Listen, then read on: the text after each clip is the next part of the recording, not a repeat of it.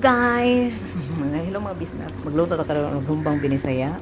So ang akong proseso sa akong pagluto ay mao ni. Una, gipakupsan pa nako siya. And then after that, nag-brown, set aside. And then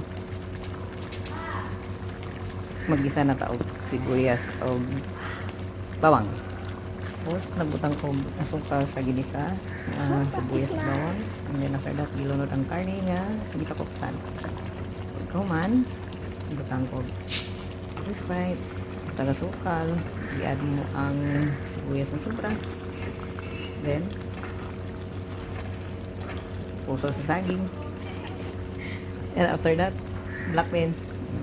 Palato na tayo siya pa.